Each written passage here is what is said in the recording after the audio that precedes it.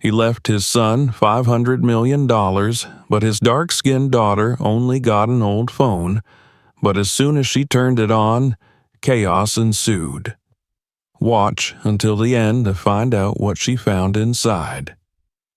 Don't forget to subscribe so you don't miss the next stories, and share this video with your friends.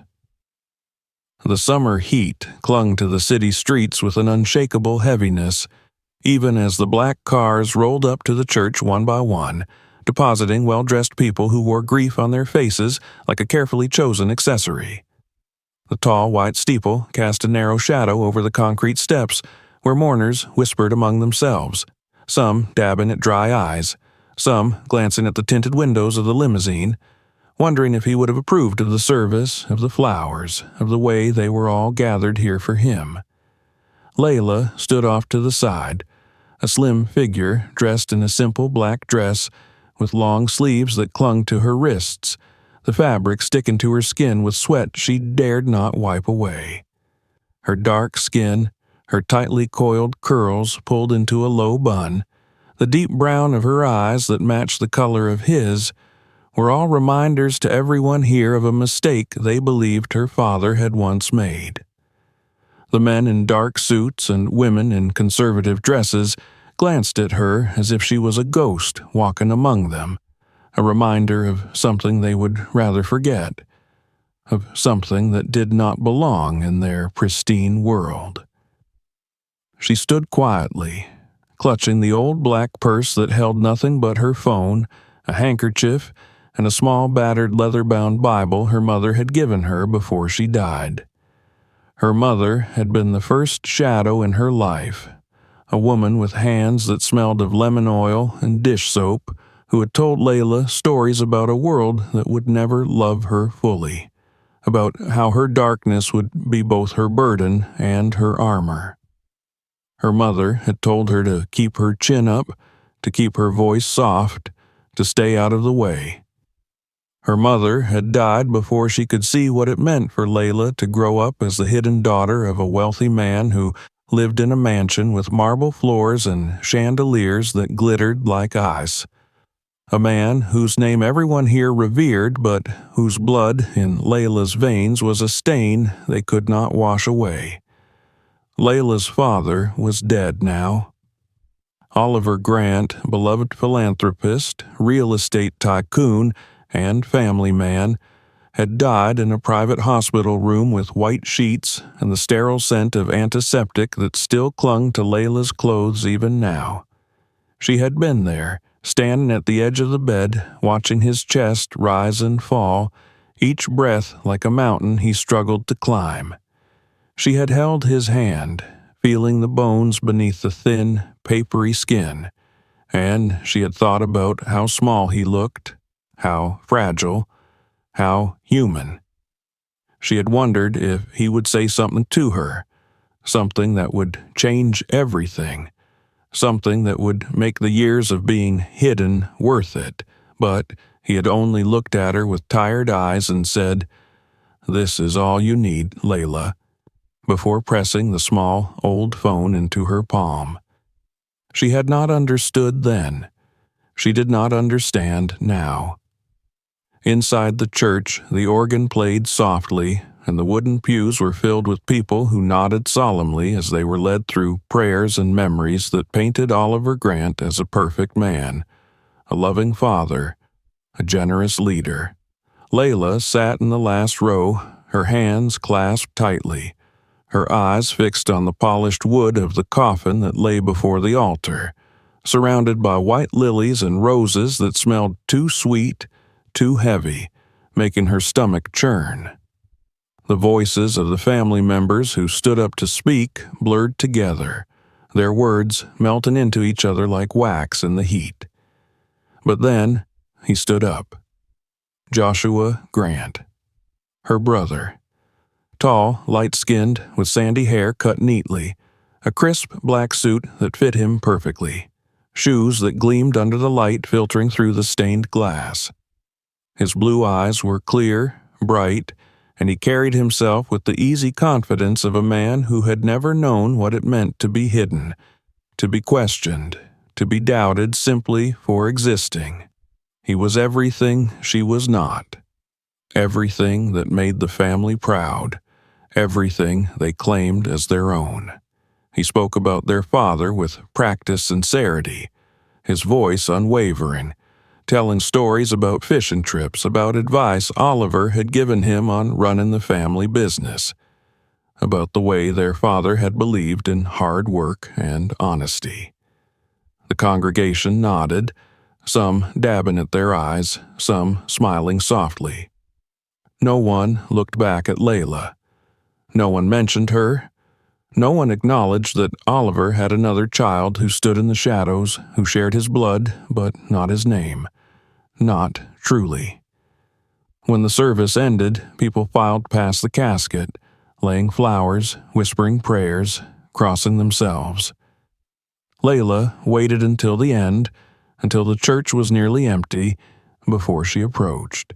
She stood over the casket looking down at the man who had given her his eyes, who had called her on her birthdays and sent her envelopes with money and notes that said, "I'm proud of you," but never visited, never brought her to family holidays, never let the world know she was his daughter. She whispered, "Why did you give me this?" Her fingers brushing against the phone in her purse, the phone that felt like both a gift and a curse. She waited for an answer, but there was nothing but the soft rustle of the flowers and the breeze from the air conditioning, the faint smell of lilies filling her nose until it made her dizzy. Outside, the sun was blinding, reflecting off the black cars and the white marble steps of the church. The funeral procession moved toward the cemetery, and Layla followed in a taxi, watching the family members climb into the limousine, their faces solemn, their voices low. She sat in the back seat of the taxi, the phone heavy in her purse, wondering what her life was supposed to be now that he was gone, now that the thin thread that had connected her to him had been severed. At the cemetery, the family gathered around the grave, the polished coffin lowered into the ground as the priest spoke about ashes and dust, about returning to the earth, about eternal life. Layla stood at the back, the sun beating down on her, sweat trickling down her spine, the black dress clinging to her legs. She watched Joshua take the first handful of dirt, dropping it onto the coffin with a practiced solemnity, his face calm, controlled. When it was her turn, she stepped forward, feeling the eyes on her, feeling the weight of their judgment, their disdain, their dismissal. She took a handful of dirt, the earth cool and damp in her palm, and let it fall onto the wood below. It was a small sound, a soft thud, but it echoed in her ears like a gunshot. As they left the cemetery, the lawyer approached Joshua with papers in a leather briefcase, and Layla watched from a distance as Joshua nodded, signed something, shook the lawyer's hand. She could hear snippets of conversation, words like inheritance, trust, assets, floating in the air like poison. Later that evening, in the grand foyer of the Grant family mansion, the lawyer gathered the family to read the will. The marble floors were cold under Layla's feet as she stood in the back of the room, her hands clasped in front of her, watching the others as they sat comfortably in leather chairs, waiting for what they believed was theirs. The lawyer's voice was calm, professional, as he read out the details. Joshua Grant would receive the family estate, the businesses, the properties, the cash assets, the investments, amounting to nearly $500 million. The relatives nodded approvingly, some murmuring about how Oliver was a fair man, how he had done what was right. "And to Layla Brooks," the lawyer said, and the room fell silent, eyes turning toward her, some curious, some scornful. "He leaves a personal item of great sentimental value." There was a pause, and the lawyer held up the old phone, the phone that was already in her purse, the phone that was all she would get. There was a soft murmur of laughter, quickly suppressed, but Layla heard it, felt it like a slap across the face. "That is all," the lawyer said, closing the folder with a finality that felt like the closing of a door. The relatives began to move, congratulating Joshua, offering him smiles and handshakes, ignoring Layla as if she were a piece of furniture in the room. Joshua glanced at her briefly, his expression unreadable, before turning away, already speaking to a cousin about the future of the business. Layla stood there, the phone in her purse heavy against her hip, her heart beating so loudly she thought they must all be able to hear it. She felt anger, sharp and bright, cutting through the numbness that had wrapped around her since the moment her father died. Anger at him for leaving her like this, for making her a secret, for making her an outsider in her own blood. That night, she stayed in the room that had once been her father's office, the smell of his cologne still clinging to the air, the shadows deep and heavy around her. She sat on the floor, her back against the leather couch, the phone in her hands, turning it over and over, staring at the dark screen. She thought about her mother, about the way she had told Layla to be patient, to be strong, to wait for the day when she could claim her place in the world. She thought about the way her father had looked at her in that hospital bed, the way he had pressed the phone into her hand, the way he had said, "This is all you need." And for the first time, she wondered if maybe he had not meant it as an insult, as a dismissal. Maybe, just maybe, it was a key. She turned on the phone, the screen flickering to life, the soft glow lighting up her face in the dark room, and she whispered to herself, "What did you leave me, Dad?" The screen asked for a password, and Layla stared at it, her reflection looking back at her. Dark eyes, dark skin, the daughter of a man who had lived in the light while she lived in the shadows. And she decided in that moment that she would find out what he had left her. No matter what it was. No matter what it cost. The night in the Grant mansion was thick with a silence that felt like judgment. The halls, so wide and cold with their marble floors and high ceilings, echoed with the soft click of Layla's shoes as she walked back to her temporary room, clutching the phone like it might vanish if she loosened her grip. Every family portrait on the wall seemed to watch her with the same glassy-eyed coldness that the living members of the family had shown her during the will reading. She closed the heavy wooden door behind her, locking it out of habit more than necessity. But the sound of the lock sliding into place was the only moment of certainty she had felt all day.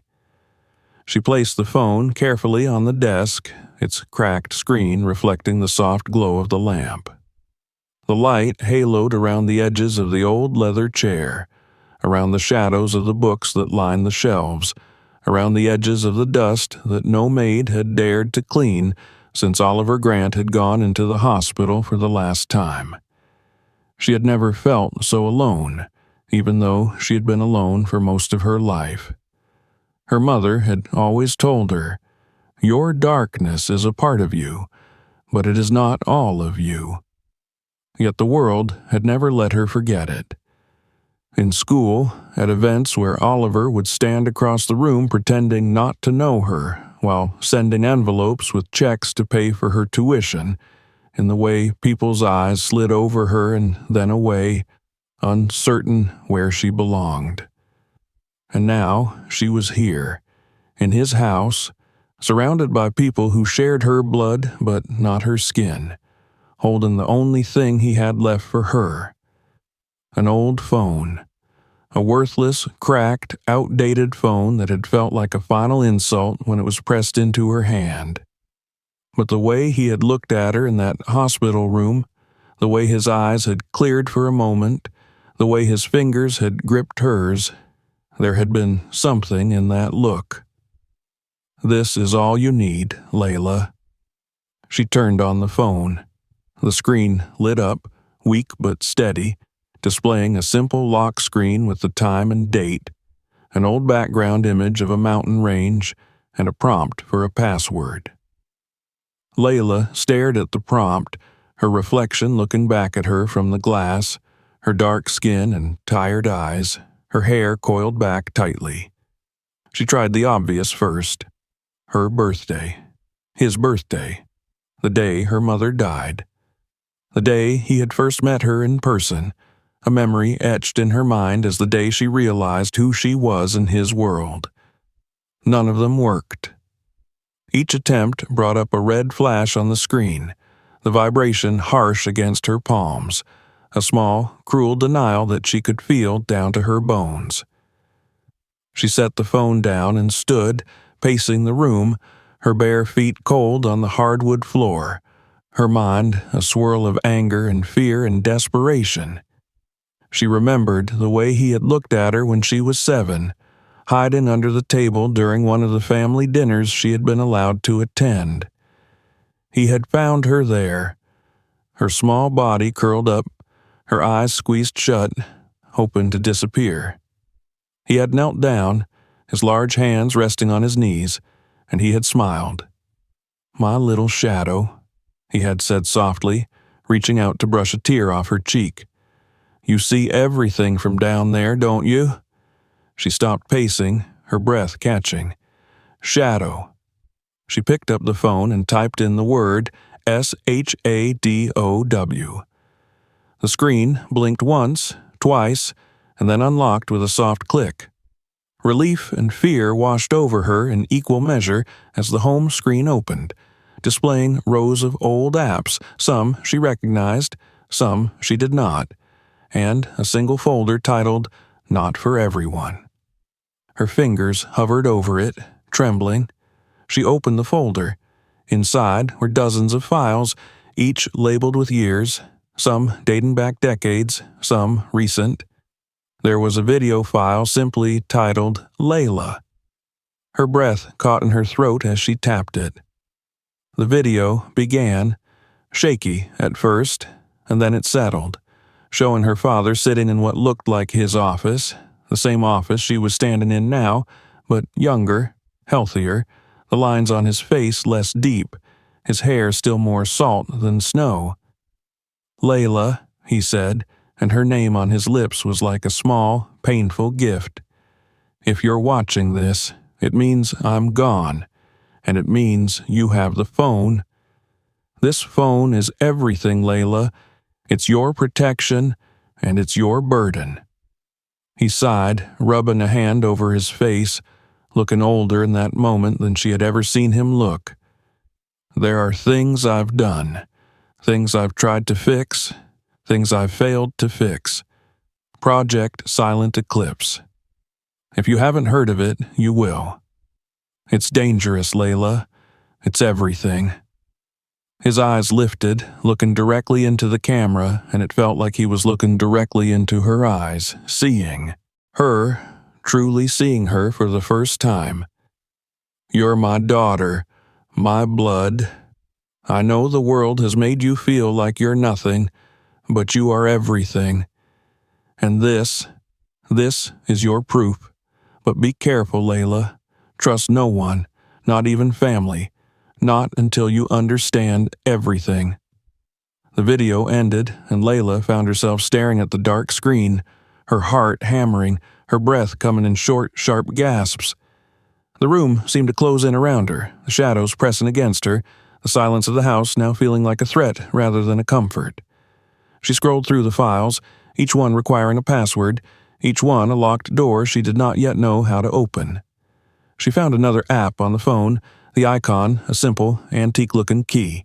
She tapped it, and it opened a secondary menu displaying encrypted files with names she did not recognize, numbers that looked like bank account information, strings of code that meant nothing to her. She felt the weight of it all, the heavy, crushing weight of what her father had left her, of the responsibility he had placed in her hands without her consent, without her understanding. She wanted to throw the phone across the room to smash it, to scream at him for leaving her with this, for leaving her alone with this, but she didn't. She sat down at the desk, the chair creaking under her, and she pulled her laptop from her bag. She connected the phone, opening programs she barely knew how to use, determined to learn, determined to understand what he had left her. Hours passed as she worked, trying passwords, reading articles, searching for any mention of Project Silent Eclipse. She found rumors on dark forums, whispers about black ops, about surveillance far beyond the legal limits, about politicians and businessmen who use the project to control and manipulate. It was dawn before she closed her laptop, her eyes gritty with exhaustion, her mind buzzing with information she could not yet piece together. She curled up on the couch, the phone held tightly in her hand, her last connection to him, to the truth, to the family that had never truly claimed her. She fell asleep as the sun rose, the light filtering through the heavy curtains, dust motes dancing in the air, the phone warm in her hand. When she woke, the house was silent. She made herself coffee, standing in the kitchen that had once been alive with laughter she had only heard from afar. The phone was beside her on the counter, and she stared at it as she sipped the bitter coffee, her mind replaying her father's words over and over. Trust no one. She had no one to trust, not really, but she had the phone, and she had herself. She went back to the office, setting up a small workspace for herself, gathering papers, pens, her laptop, and the phone. She laid it all out in front of her, like pieces of a puzzle she was determined to solve. And she began. She began to go through each file, each encrypted message, each whisper of a secret, determined to understand what Project Silent Eclipse was, what her father had done, what he had tried to stop, what he had left her to finish. Because it was hers now, all of it, and she would not run from it. Not anymore. The morning light slanted through the tall windows of Oliver Grant's office, throwing thin bars of gold across the polished floor and the stacks of papers Layla had gathered into neat piles.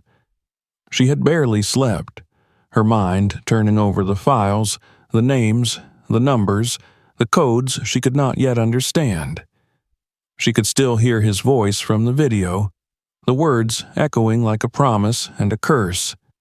Trust no one, not even family. The phone sat beside her laptop, its cracked screen dark, but she could feel its presence like a pulse in the room, reminding her that the moment she decided to open it, she had stepped into something she could no longer step back from. She hadn't meant to stay at the house, but when she woke, it had seemed like the safest place to be. Ironically, the walls that had never sheltered her, now protecting her from the world outside that she knew would come for her once they realized what she had. She moved to the kitchen, the marble countertop cold under her fingers as she prepared coffee, the dark liquid swirling into the cup as the smell filled the room, grounding her for a moment.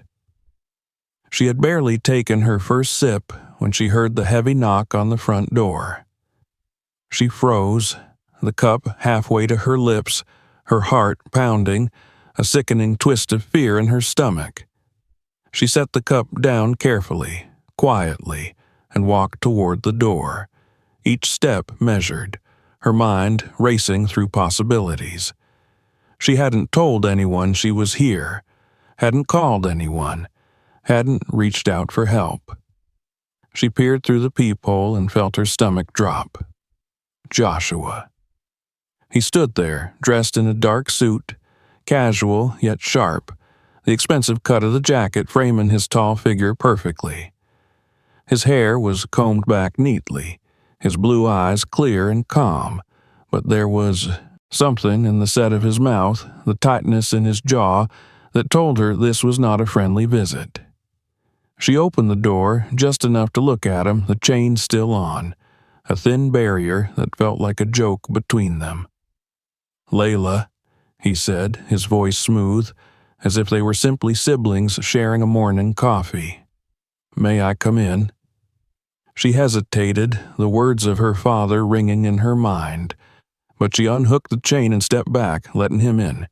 He walked past her, looking around the entryway with a casual familiarity, as if he owned the place now, which he did.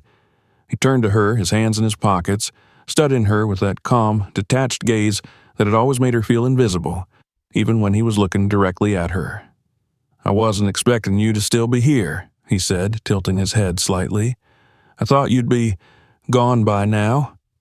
She crossed her arms over her chest, the phone heavy in her pocket. "This was my father's house, too." He smiled faintly, a humorless thing. Of course it was." He moved toward the living room, sitting down on the couch, gesturing for her to sit across from him. She remained standing, the distance between them feeling like the only control she had left. "I'm here because I think we need to talk," he said, leaning back, crossing one leg over the other, his polished shoe bouncing slightly. "About the phone."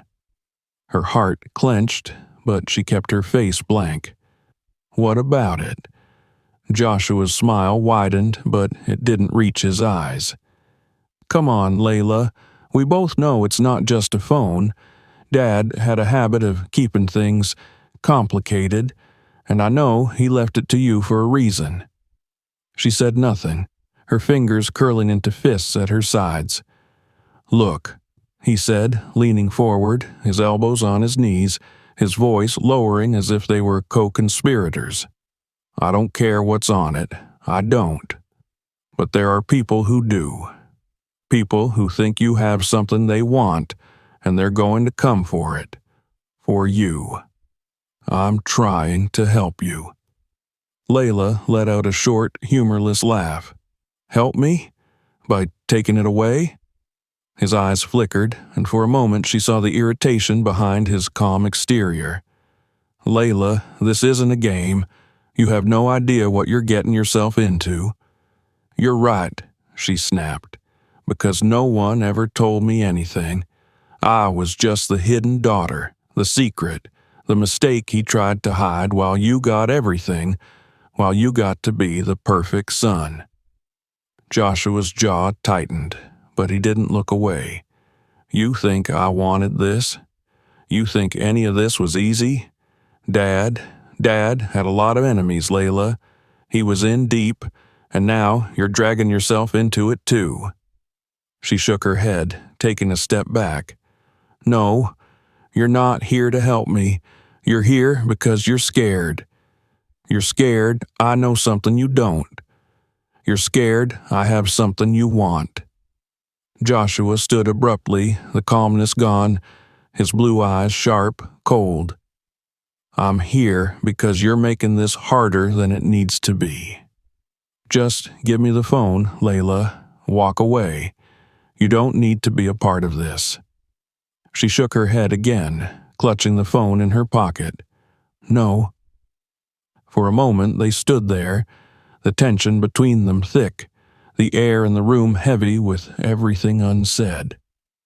Then he sighed, running a hand through his hair, composing himself.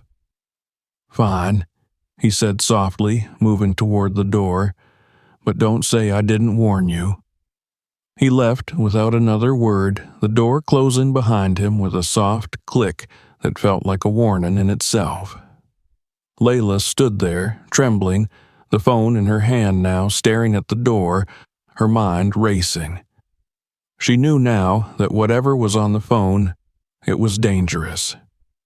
She knew that Joshua was not the ally he pretended to be, and she knew that she was alone in this.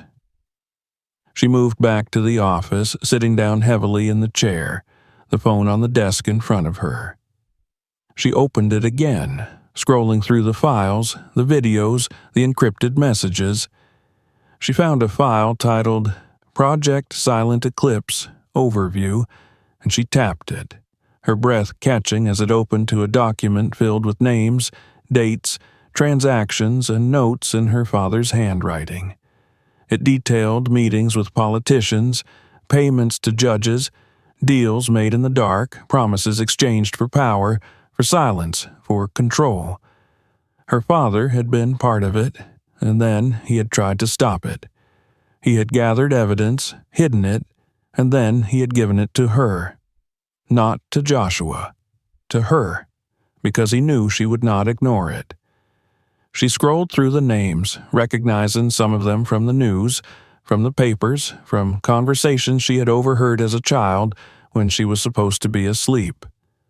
Judges, senators, CEOs, and Joshua's name, tied to transactions she did not yet understand, tied to people she did not know, tied to the network her father had tried to dismantle. She closed her eyes, taking a deep breath, the weight of it all pressing down on her, suffocating her. She wanted to throw the phone away, to walk away, to pretend she had never seen any of it. But she couldn't. Because this was her father's legacy. Because this was her legacy. Because she was done being the shadow. She was done being invisible. She was done being the secret. She opened her eyes, the fear still there, but beneath it, something stronger, something harder, something that felt like purpose. She would finish what he started, even if it killed her. The city pulsed outside, its restless hum leaking through the heavy curtains of Oliver Grant's office as Layla sat in the deep leather chair, the glow of her laptop and the cracked screen of the old phone lighting her face. She barely noticed the light shifting from dawn to morning, then to afternoon, as clouds crawled across the sky. She was consumed now, the files unfurling before her like a dark map of her father's hidden world. The document, labeled Project Silent Eclipse Overview, had opened a door she could no longer close. Transaction logs in her father's careful handwriting showed untraceable payments moving through shell companies, flowing into the hands of people Layla only knew as smiling faces on TV or black and white photos in old family albums. Senators, judges, high-ranking police officials, corporate leaders whose signatures graced local charity checks and news articles praising their community efforts. Here, they were just names in a ledger of corruption. And there was Joshua's name, appearing in transfer logs with dates, amounts, and brief notes. Secure channel, Josh intermediary. Request, silence fund, Josh delivery. Silent eclipse expansion, JG oversight. Her half-brother, who had looked at her with practiced calm, who had said she didn't understand, who had told her to give him the phone and leave, was not just an observer. He was involved. Deeply. She pushed back from the desk, pacing the room, the air heavy, pressing against her skin. She tried to quiet the pounding of her heart, the way her pulse roared in her ears, but the files were burned into her mind, the words swimming in front of her eyes even when she closed them. She needed help. But her father's words came back like a blade pressed to her throat. Trust no one. Not even family. She couldn't go to Joshua, couldn't go to the police, couldn't go to the people her father's documents named. She thought of the lawyers, the smiling friends of her father who had lined up at the funeral, offering Joshua firm handshakes and leaning in to whisper things she hadn't been allowed to hear. They were in this, too. They had to be. That night, unable to sleep, Layla sat cross-legged on the floor with the phone and laptop in front of her, the old Persian rug soft beneath her. She opened file after file, piecing together the story her father had never told her. In video clips, he appeared in different offices, sometimes looking tired, sometimes angry, sometimes scared. Silent Eclipse was supposed to protect, he said in one, his face older, hair thinner. but it became something else. Surveillance without oversight, control. They used it to remove obstacles, to blackmail, to shape decisions. I tried to stop it. I tried to expose them. But I couldn't. In another, he looked directly into the camera, eyes heavy with regret. I'm sorry, Layla. I couldn't protect your mother from them. I thought I could keep you safe by keeping you in the shadows, by pretending you weren't mine. I thought if I stayed close enough, I could keep them away. But they're everywhere now, and you're the only one I trust. Tears pricked at Layla's eyes, but she forced them back, breathing through the tightening in her chest.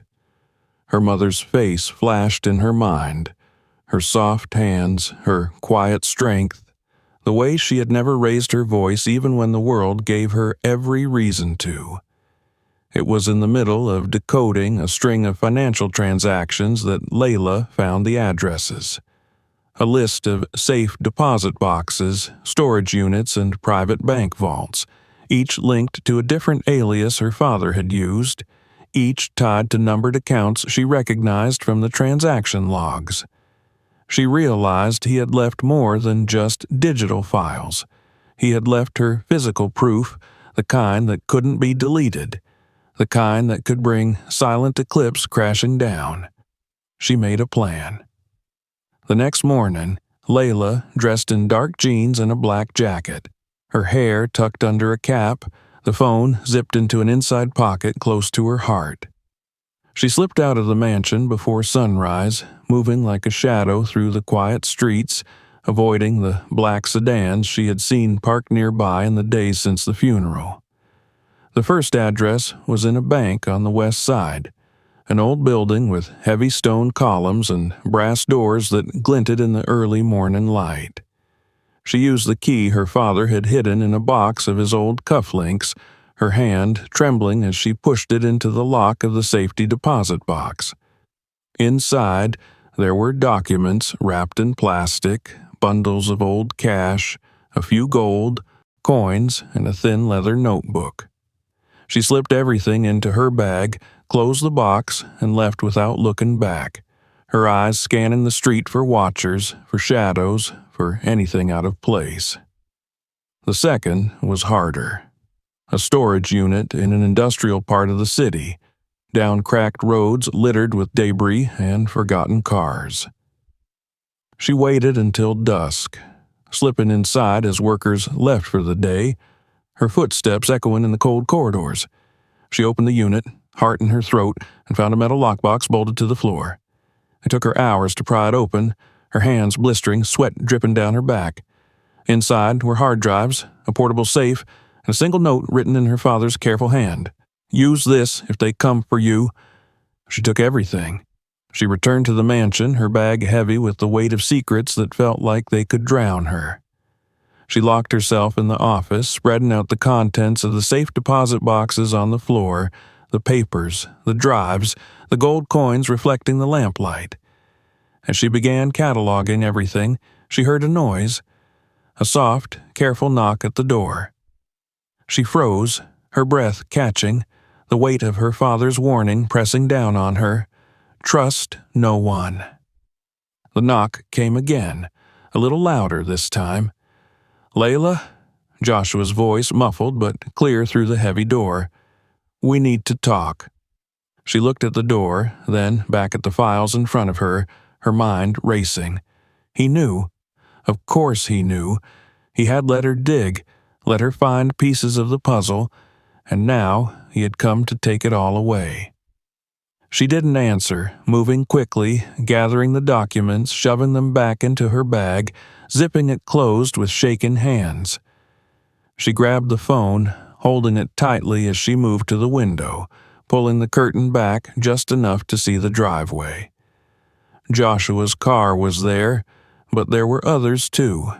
Black SUVs with tinted windows, engines idling, men in suits stepping out, scanning the house with sharp eyes. They had come for her. She turned away from the window, her mind moving fast.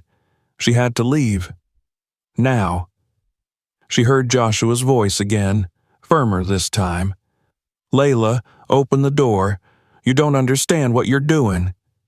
She moved to the back of the office, opening the hidden door behind the bookshelf, the passage her father had shown her once when she was little, when he had whispered, "If you ever need to leave, use this."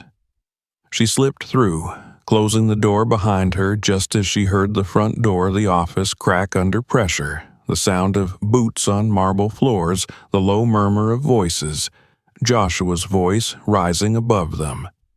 "Don't hurt her. She'll come quietly." But Layla had no intention of coming quietly.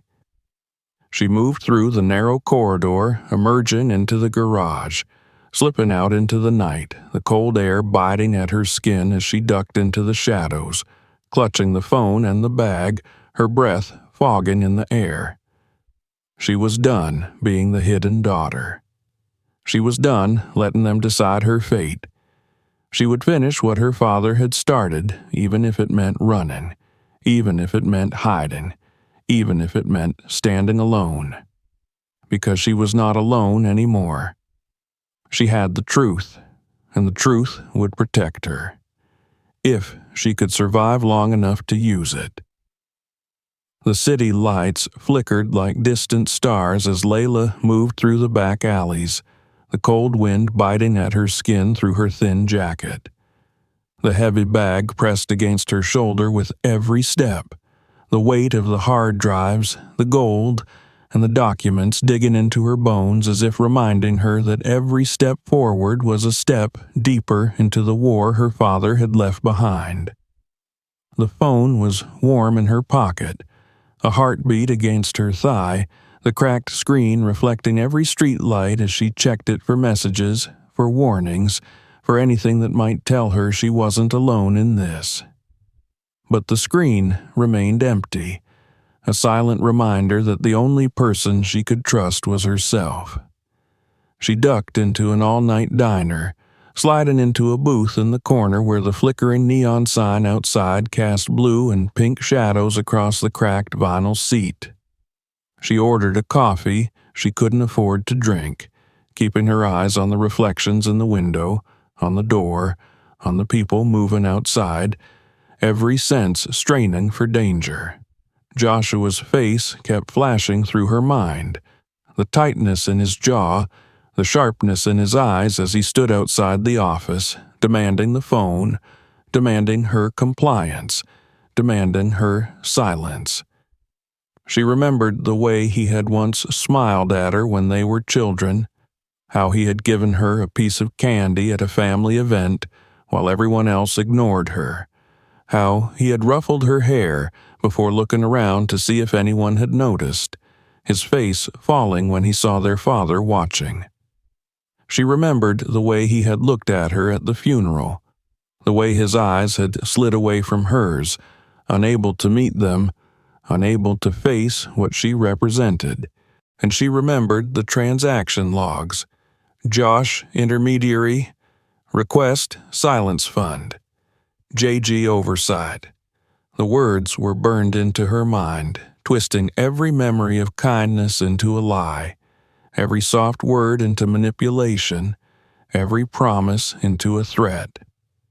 Her coffee arrived, and she wrapped her hands around the warm cup, letting the heat seep into her frozen fingers. She didn't drink it. She couldn't taste anything anymore. She pulled out the phone, opening the files again, scrolling through the names, the transactions, the addresses, the dates. Each one was a puzzle piece, a piece of the network her father had spent his life building, then trying to destroy. Silent eclipse. A surveillance program that had turned into a weapon, a tool for control, for blackmail, for shaping the world in the image of those who could pay for it. Politicians, judges, police chiefs, CEOs, all of them part of it, all of them complicit, all of them with blood on their hands. And now it was hers. Not the money, not the mansion, not the family name. This, the truth, the proof, the war. She felt the fear in her chest, pressing down on her lungs, making it hard to breathe. But beneath it was something stronger, something harder, something that felt like the steel her mother had taught her to hide beneath her quiet voice and lowered eyes. Her phone buzzed, making her jump, the coffee sloshing in the cup. She looked down, expecting another threat, another demand. It was a name. Isaiah. A contact her father had stored under emergency only. She hesitated, then answered, her voice barely a whisper. "Hello?" There was silence for a moment, then a voice, low and rough with exhaustion and fear. "Layla?" She froze. "Who is this?" "Your father trusted me," the voice said. "My name is Isaiah. We need to meet. Now." She looked around the diner, at the tired waitress refilling a trucker's coffee, at the two men in the corner arguing quietly over a newspaper, at the empty street outside. "Why should I trust you?" she asked. A pause. "Because your father didn't leave that phone to your brother. He left it to you. He knew you'd do what needed to be done." Her throat tightened. She thought of the videos, of her father's eyes, tired but clear, telling her to trust no one, but also telling her she was the only one he trusted. "Where?" she whispered. He gave her an address, an abandoned building in the industrial district, a place she recognized from the list of storage units her father had left, a place where he had hidden parts of himself, parts of his war. She hung up, sliding the phone back into her pocket, leaving a few bills on the table before slipping out into the night. The cold air hitting her like a slap, clearing her mind, sharpening her fear into focus. She found the building easily.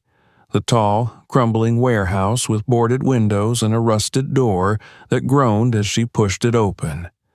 The smell of dust and oil filled her nose, and she moved carefully, her footsteps echoing in the cavernous space. "Layla." She turned, seeing a man step out from the shadows.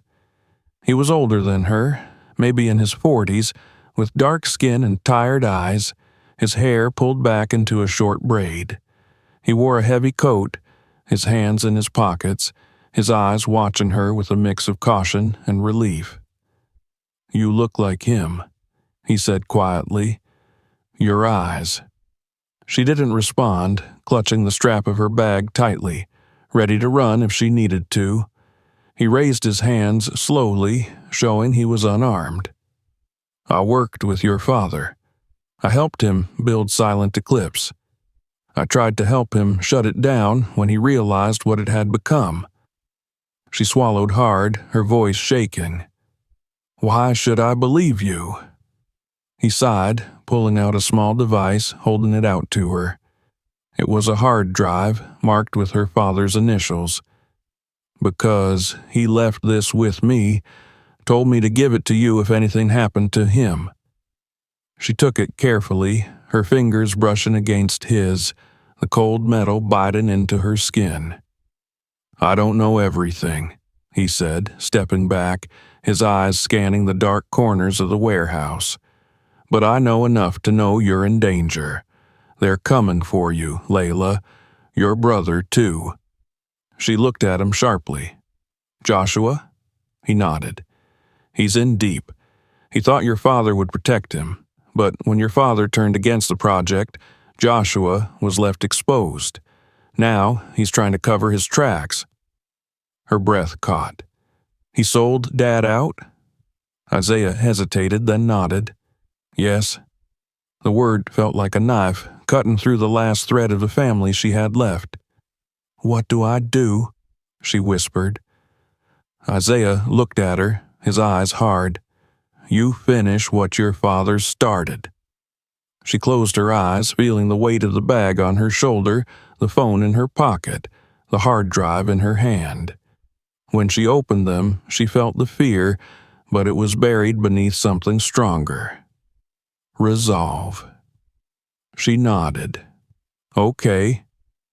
They moved to a small table in the corner of the warehouse, spreading out the documents, connecting the hard drives, the phone, the laptop.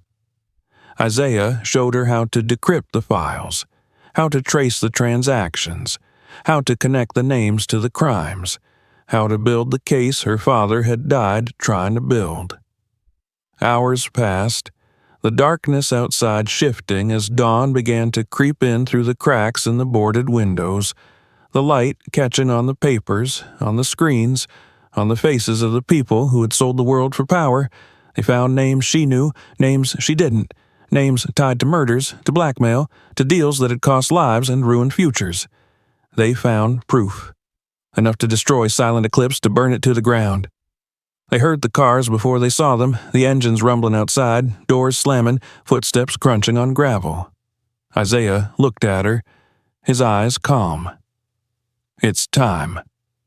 Layla grabbed the phone, the hard drives, shoving them into her bag, her hands shaking but steady. They moved to the back of the warehouse, slipping out into the dawn as the front door burst open, shadows moving inside, voices shouting, footsteps pounding. They ran. Through the empty streets, through the alleys, through the city that was just beginning to wake up. The orange light of morning painting everything in gold as if trying to disguise the blood that was about to be spilled.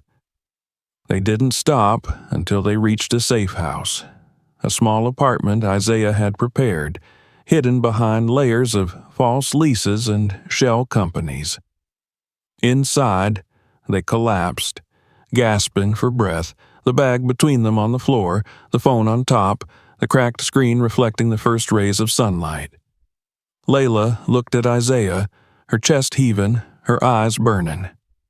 "I'm going to end this," she said. Isaiah nodded, a small smile on his lips. "I know." And in that moment, for the first time in her life, Layla didn't feel like a shadow. She felt like herself. Ready. The safe house smelled of stale air and old wood, with thin curtains that did little to block out the glow of the city at dawn. Layla sat cross-legged on the floor, the bag between her knees, its contents spread in front of her like weapons. Hard drives, gold coins, documents, her laptop, and the old phone that had led her here. She had been running for so long that her body had forgotten how to rest, each sound outside making her heart jump, each creak of the old building forcing her eyes to scan for danger. But here, with Isaiah watching from the window, she allowed herself to breathe. The cracked screen of the phone glowed in the dim light, displaying file after file of names, transactions, images, emails, and hidden camera videos. Proof of everything her father had tried to expose. Proof that Silent Eclipse was real, that it was more than a whisper or conspiracy theory. It was the hidden machinery that made people disappear, that shifted elections, that silenced reporters and activists with a single encrypted payment. Layla's hands trembled as she navigated the files, but her eyes were steady, scanning each line, committing each name to memory. Her father had trusted her with this, not Joshua, not anyone else, because he knew she would not look away. Isaiah crouched beside her, his presence grounding. "You understand what this means, don't you?" She nodded, eyes still on the screen. "It means they'll come for me, harder than before. It also means you have the power to burn them down," he said, his voice low, measured. "But you have to be smart." She closed her eyes, thinking of the mansion, of the funeral, of Joshua's calm face, and the way he had tried to take the phone from her, the way he had lied about protecting her, all while hiding the blood on his hands. She thought of her mother, who had taught her to be quiet, to be careful, to move like a shadow, and of her father, who had called her that name with pride and sorrow in his eyes. "You're the only one I trust." She opened her eyes, resolve hardening beneath the fear. I'll end this." They spent hours sorting the files into packages, each one containing enough evidence to implicate the people named in them. Politicians who had taken bribes to pass laws, judges who had traded verdicts for payments, police chiefs who had hidden murders, CEOs who had funded violence in other countries for profit. Layla used encrypted channels, creating anonymous accounts to schedule the release of each file to independent journalists, whistleblower organizations, and trusted international media outlets. If anything happened to her, the files would go out automatically. But she didn't intend to die. The final file was different. Labeled simply, "Failsafe," it contained a video from her father, recorded weeks before his death. She hesitated before opening it, her breath caught in her chest. Oliver Grant looked older in this video, his hair almost fully white, his face drawn but his eyes still bright, still alive with the fire that had driven him to gather these files despite the cost. "Layla," he said, and hearing her name, made her throat tighten. "If you are seeing this, you have found what I left you. You have the truth, you have the proof, and now you have a choice." He took a deep breath, leaning forward, his eyes burning into the camera. "You can walk away, disappear. Use the gold, the assets I left you, start a new life somewhere they will never find you. No one would blame you. You deserve to live." He paused, and she saw the tears in his eyes, the way his hands trembled. "But if you stay, if you fight, you will finish what I started. You will burn them to the ground. You will free people who don't even know they are prisoners. You will save lives. But it will cost you." His voice cracked. "I'm sorry I couldn't protect you. I'm sorry I wasn't brave enough to claim you, to give you the life you deserved. But I know you, Layla. You're stronger than I ever was. Whatever you choose, I will be proud of you." The video ended, leaving her in silence, tears on her cheeks, the weight of his words heavy but clear. She looked at Isaiah, who had been watching quietly, and nodded. "We fight." That night, they moved to the next safe location, using underground routes Isaiah had prepared, changing cars, changing clothes, wiping fingerprints from everything they touched. They didn't speak much, the silence filled with the weight of what they were about to do. When they arrived, Isaiah began setting up secure communication channels, while Layla began uploading the first packages to journalists and trusted contacts across the globe. Each upload was like a small spark, each transfer a promise of what was to come. As the final file prepared to send, she wrote a message to accompany it. "This is the truth.